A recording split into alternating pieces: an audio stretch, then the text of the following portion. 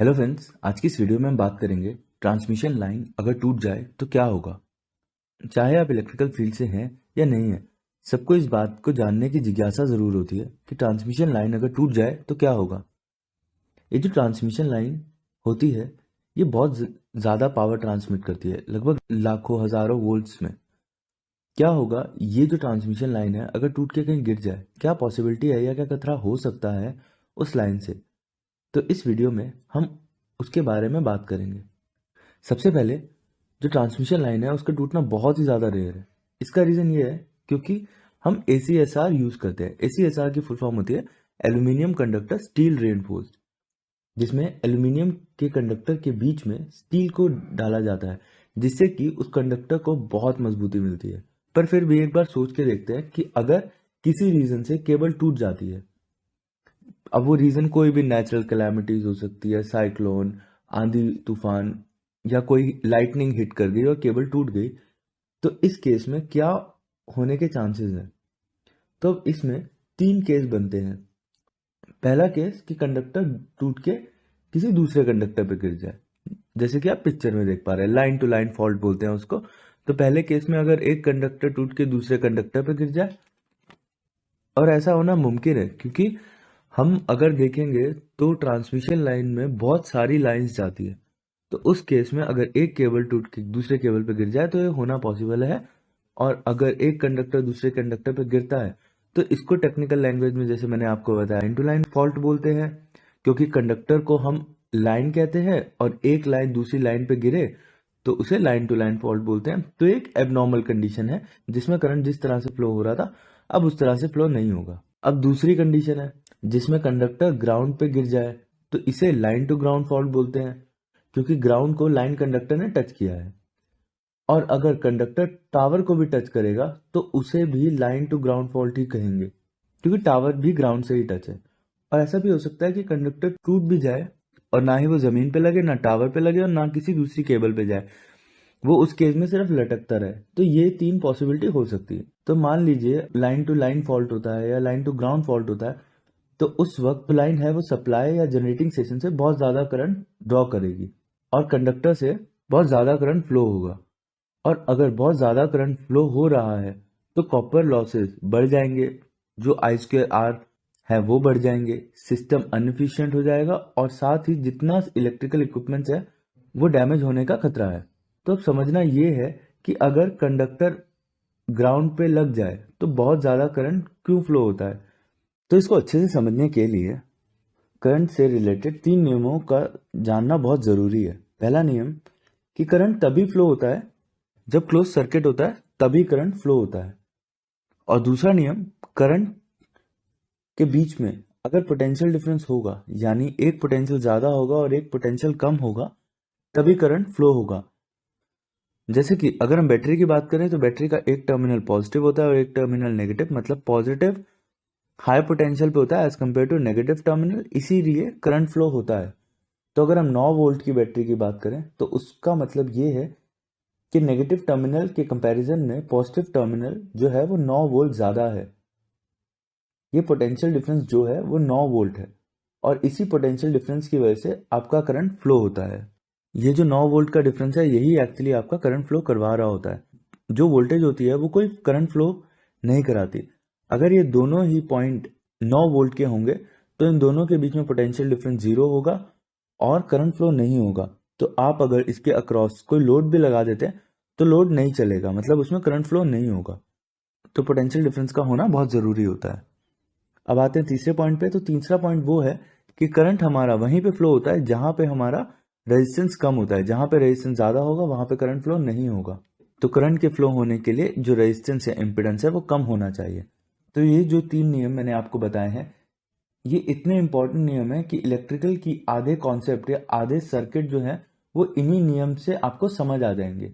और ये तीन नियम इस वाले टॉपिक के लिए बहुत इंपॉर्टेंट है। तो अगर हम इस केस में देखें तो क्या इस केस में करंट फ्लो होगा?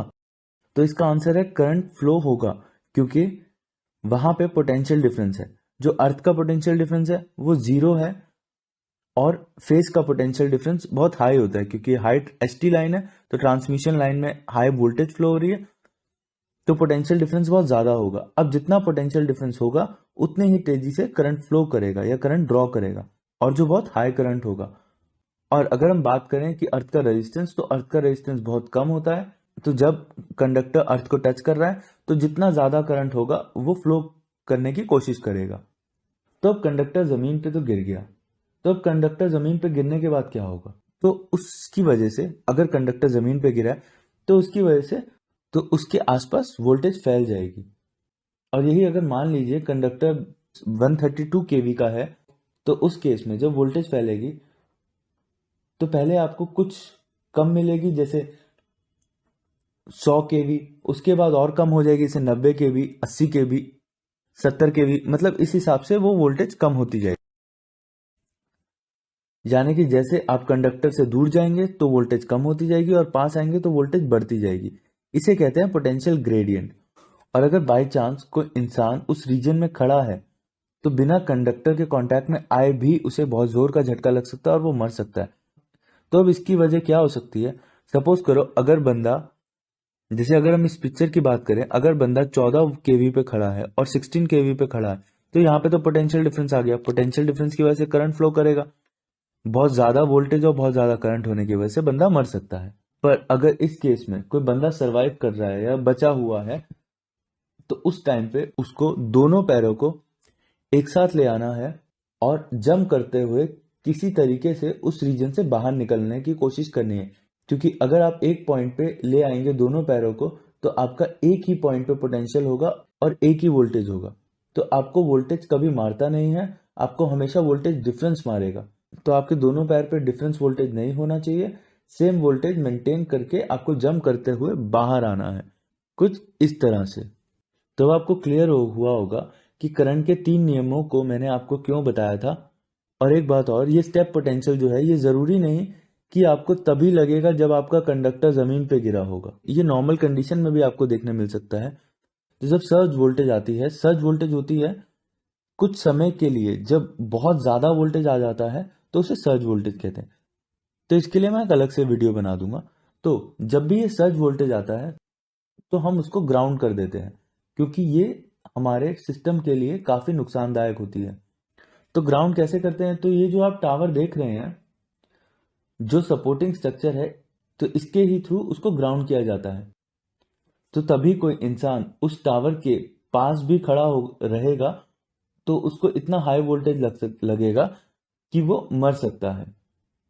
इतना हाई वोल्टेज फ्लो हो रहा होगा या इतना हाई करंट फ्लो हो रहा होगा ग्राउंड पे, तो पोटेंशियल ग्रेडियंट देखने को मिलेगा और स्टेप पोटेंशियल के कारण उस इंसान की मौत हो सकती है। और मान लीजिए वो बंदा उस स्ट्रक्चर को टच करके खड़ा है, तो जो करंट फ्लो है वो उसकी बॉडी से होते हुए ग्राउंड होगा और वो उसकी उस केस में भी मौत हो सकती है, और इसे बोलते हैं टच पोटेंशियल। और उस समय कोई इंसान उस स्ट्रक्चर को टच करके खड़ा है तो करंट और वोल्टेज उसकी बॉडी से फ्लो होगा और उसकी वहीं पे मौत हो जाएगी। तो इस केस को बोलते हैं टच पोटेंशियल।